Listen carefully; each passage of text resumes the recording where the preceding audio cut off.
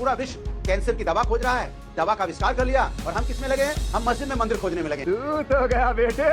मस्जिदों में बिजली चोरी हो तब तो भाई बहुत बढ़िया चल रहा है, विकास हो रहा है। अब बिजली चोर को पकड़ लिया, बकरी चोर को पकड़ लिया, करते हैं बिजली चोर भाई, बिजली चोर, बकरी चोर, रोटी चोर। अम्बेडकर ने गलत नहीं कहा था, अपनी पुस्तक में इसका जिक्र किया है कि कांग्रेस पार्टी और नेहरू को सिर्फ मुसलमान दिखता है। टीवी चैनल पर तो बिल्कुल नहीं होना चाहिए। इन्होंने बोलते बोलते मलेच्छ शब्द का प्रयोग किया। जिन विधर्मियों ने हमारे देश के मंदिरों को तोड़ा है वो मेरे लिए मलेच्छ की ही कैटेगरी है। बाबर रोड बना देते हैं, अकबर रोड बना देते हैं। आपको शर्म आनी चाहिए, आपको शर्म आनी चाहिए। आपसे बाबा साहब के अपमान का घोर बदला जरूर लेंगे। 100 चूहे खा के बिल्ली हज को चली। एनसीईआरटी की बुक में डॉक्टर बाबा साहब आम्बेडकर को कोड़े मारते हुए नेहरू का व्यंग्य चित्र जो छापते थे हो सकती थी, लेकिन बेशर्म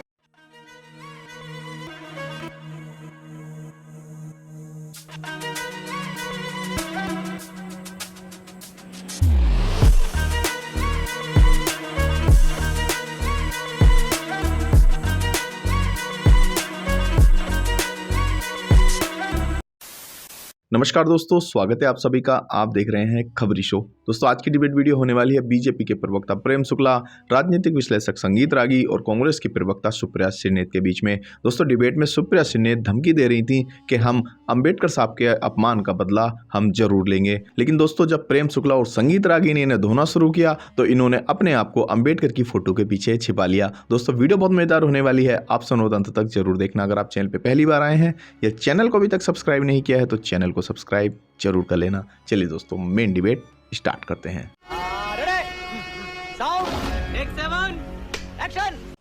मुझे पता नहीं इस पैनल में कितने लोगों का गांव देहात से संबंध है। अनुराग जी को थोड़ा जानती हूं तो पता उनका जरूर है और मेरा है। गांव देहात में तालाब में, नदी में, कुएं में खंडित मूर्ति का हिंदू धर्म में पूजा अर्चना नहीं होती है। यह हमारे धर्म में वर्जित है। अगर मूर्ति खंडित हो जाती है तो उसको प्रवाहित कर दिया जाता है। गांव देहात शहरों में या तो नदियों में या तालाबों में या कुओं में होता है।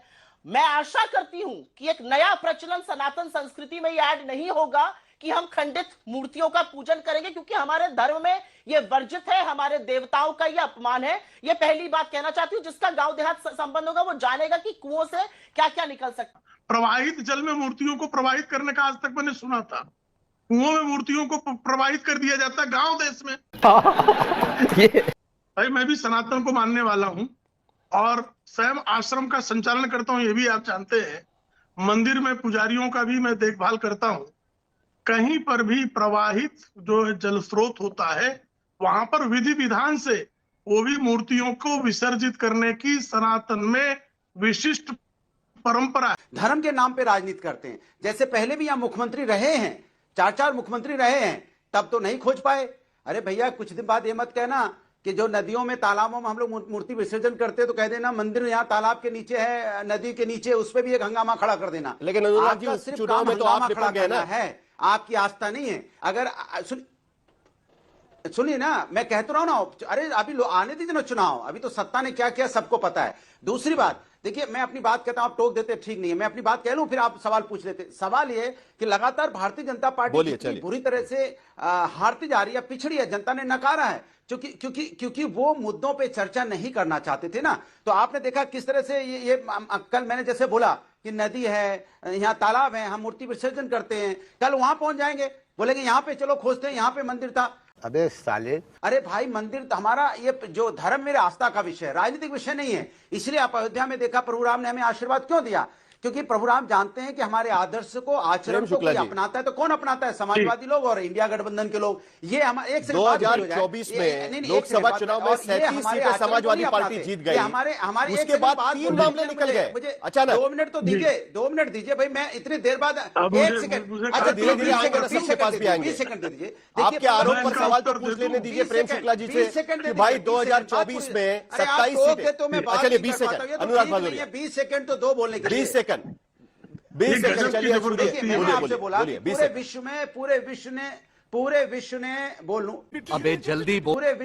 पूरा विश्व कैंसर की दवा खोज रहा है, दवा का आविष्कार कर लिया, और हम किस में लगे हैं? हम मस्जिद में मंदिर खोजने में लगे हैं। ये हालत तो देश की भारतीय जनता पार्टी ने कर दी है। ये वो लोग हैं जो विकास पे बात नहीं करते हैं। तू तो गया बेटे। अभी आपको ये सारी चीजें मिल रही है, वो विपक्ष की भूमिका निभा रहा है। देखिए लोकसभा चुनाव में 37 सीटें क्या समाजवादी पार्टी जीत गई? जी आपको साहिल जी, सुन तो लीजिए भाई, 37 सीटें समाजवादी पार्टी क्या जीत गई? आपको अचानक 3-3 जगह पे अलग अलग चीजें मिलना शुरू हो गया। 19 कुओं में आपने मूर्तियां ढूंढना शुरू कर दिया। कार्रवाई जैसे शुरू हुई तो कितनी पीड़ा है। बिजली चोरी करने दीजिए आप बर्क महाराज को, जियाउद्दीन बर्क बिजली चोरी करें, मस्जिदों में बिजली चोरी हो, तब तो भाई बहुत बढ़िया चल रहा है, विकास हो रहा है। अब बिजली चोर को पकड़ लिया, बकरी चोर को पकड़ लिया, रोटी चोर को बेपर्दा कर दिया, तो चोर मचाए शोर शुरू हो जाता है। गजब है भाई। भारतीय जनता पार्टी का काम क्या है सोचिए, बकरी चोरी को बता रहे। बकरी चोरी, कौन बकरी चोरी कर रहा है भाई? ये वो लोग हैं जो ऐसी बातें करते हैं, जनता इन पे विश्वास ही नहीं करती है कि कैसी बातें कर रहे हैं आप। नहीं, आप मेरी बात सुनिए, आपकी 60-60 सोच है क्या भाई? अचानक आपको बिजली चोरी नजर आ गई, इसके पहले नजर नहीं आई, इसलिए कहते हैं कि आप एजेंडा चला रहे हैं। ये एजेंडा है, इसलिए कहते हैं कि आप राजनीति कर रहे हो। आप बिजली चोरी नहीं पकड़ रहे हो, आप राजनीति कर रहे हो, आप फंसाना चाहते हो। ये है आपकी बिजली चोर, बकरी चोर, रोटी चोर। नहीं समझ में आता है कि चाहे समाजवादी पार्टी हो या कांग्रेस पार्टी हो, मुगलों और सल्तनत के इस्लामिस्टों के पाप को अपने कंधे पर क्यों ढोना चाहती है? उनके पाप को अपनी सत्ता के लिए, वोटों के लिए क्यों उसे अपने कंधे पर लेकर के ढो रही है? हिंदू समाज आज के दिन में अपने प्रतीकों के प्रति पहले से ज्यादा जागरूक और ज्यादा संवेदनशील हो गया है। इसलिए उसको यदि लगता है कि भोज में हमारे मंदिर को इस्लामिस्टों ने, इन मलेच्छों ने तोड़ा है, तो उसे वो रिट्रीव करने की लड़ाई लड़ेगा और ये रुकने वाला नहीं है। कांग्रेस पार्टी को शर्म भी नहीं आती है कि इस देश के विभाजन के मसौदे को जवाहरलाल नेहरू और उनके अनुयायियों ने शामिल किया, और इसके बाद इस देश के बंटवारे के बाद, जिसमें 9.4% मुसलमान यहां रह भी गए थे, उनके लिए जिस प्रकार से देश के इस्लामीकरण का रास्ता तैयार किया कांग्रेस पार्टी मंदिर को लेकर खुदाई होगी, इसका मतलब। और पंडित नेहरू ने और डॉक्टर अंबेडकर ने गलत नहीं कहा था, अपनी पुस्तक में इसका जिक्र किया है कि कांग्रेस पार्टी और नेहरू को सिर्फ मुसलमान दिखता है। क्या बात है सर, क्या बात है सर। मंडल कमीशन आयोग के खिलाफ जब हम लोग सब सड़कों पर थे, दिल्ली यूनिवर्सिटी के विद्यार्थी, यही कांग्रेस पार्टी ने फंड करती थी। यही कांग्रेस पार्टी ने बिहार में जब आरक्षण लागू करने की बात की गई थी, तो विरोध उसका किसने किया था? कांग्रेस पार्टी ने किया था। दलितों के साथ, जिसके बारे में कहा दलितों को वोट बैंक के रूप में, मुसलमानों को वोट बैंक के रूप में कांग्रेस पार्टी ने उसका सदुपयोग किया है। ये आरोप किसी और पर नहीं जाता है, पाप सिर्फ कांग्रेस पर जाता है। उन्होंने एक शब्द का प्रयोग किया जो मुझे लगता है आजाद हिंदुस्तान में नहीं होना चाहिए, टीवी चैनल पर तो बिल्कुल नहीं होना चाहिए। इन्होंने बोलते बोलते मलेच्छ शब्द का प्रयोग किया। आप देशवासियों को, इस देश में रहने वालों को, भारतीयों को मलेच्छ कहिएगा? किस तरह के लोग हैं आप लोग? और असलियत यह है कि देश संविधान से चलेगा, संघ के विधान से नहीं। संगीत रागी 30 सेकंड में जवाब दीजिए। आखिर में मुझे प्रेम शुक्ला से पूछना है। संगीत रागी 30 सेकंड में जवाब दीजिए। साहिल, जिन इस्लामिस्टों ने हमारे देवताओं के मंदिर को तोड़ा है, जिन विधर्मियों ने हमारे देश के मंदिरों को तोड़ा है, वो मेरे लिए मलेच्छ की ही कैटेगरी है। शाबाश बेटा, बहुत बढ़िया। वो असभ्य और असांस्कृतिक लोग ही थे। प्रयोग जरा ठीक से करना चाहिए हमें। बाबर और ये प्रयोग तो कोई नहीं करता है। संगीत भारत का मुसलमान और कांग्रेस पार्टी के पेट में दर्द क्यों होता है? इसलिए क्योंकि मोतीलाल नेहरू के बगल में बाबर रोड बना देते हैं, अकबर रोड बना देते हैं, औरंगजेब रोड बना देते हैं। आपको शर्म आनी चाहिए, आपको शर्म आनी चाहिए कि इन लुटेरे मलेच्छों और विधर्मियों को आपने आसमान पर चढ़ा करके आजाद भारत में भी रखा। मुझे अपने घर जाना है। यही नहीं, अभी और सुनिए। हम बात कर रहे हैं बाबा साहब अंबेडकर की, हम बात कर रहे हैं इस देश के संविधान की। और क्योंकि इनको संविधान से, इनको बाबा साहब अंबेडकर की एकता से, समता से, सामाजिक न्याय से दिक्कत है, इसलिए ये वैसे मुद्दे उठाते हैं जिससे देश उसमें उलझा रहे। लेकिन ये देश संविधान से चलेगा, बाबा साहब से चलेगा, और आपसे बाबा साहब के अपमान का घोर बदला जरूर लेगा। आपने जो अपमान करके ज्ञान भटकाने के लिए प्रेम शुक्ला जी, अमित शाह को बचाने की कवायद की गई, उसके बाद ये होगा।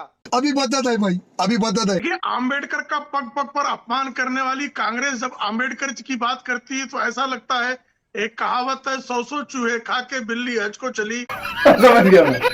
तो बाबा साहब आम्बेडकर को अपमानित करने का कोई अवसर कांग्रेस में अभी तक तो एनसीईआरटी की बुक में 2006 से 2011 तक एनसीईआरटी की बुक में डॉक्टर बाबा साहब आम्बेडकर को कोड़े मारते हुए नेहरू का व्यंग्य चित्र जो छापते थे, इससे बड़ा अपमान क्या हो सकता है कि आपकी पाठ्य पुस्तक में ये पढ़ाया जाता हो कि डॉक्टर बाबा साहब आम्बेडकर को नेहरू कोड़े मार रहे हैं।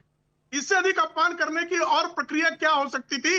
लेकिन बेशर्म कांग्रेस जो है जिस तरह की हरकतें कर रही है, यह देश भली भांति उसको जानता है।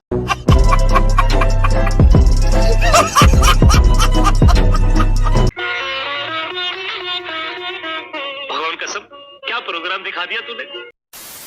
तो दोस्तों, अगर आपने वीडियो अंत तक देखी है तो उम्मीद करता हूं आपको वीडियो पसंद आई होगी। वीडियो के बारे में आपकी जो भी कोई राय है कमेंट्स करके जरूर बताएं। वीडियो को अंत तक देखने के लिए आप सभी का बहुत बहुत धन्यवाद। ऐसी मजेदार वीडियो देखने के लिए चैनल को सब्सक्राइब करना बिल्कुल ना भूलें। चलिए दोस्तों, मिलते हैं बहुत जल्द अगले वीडियो में। तब तक के लिए जय हिंद, वंदे मातरम।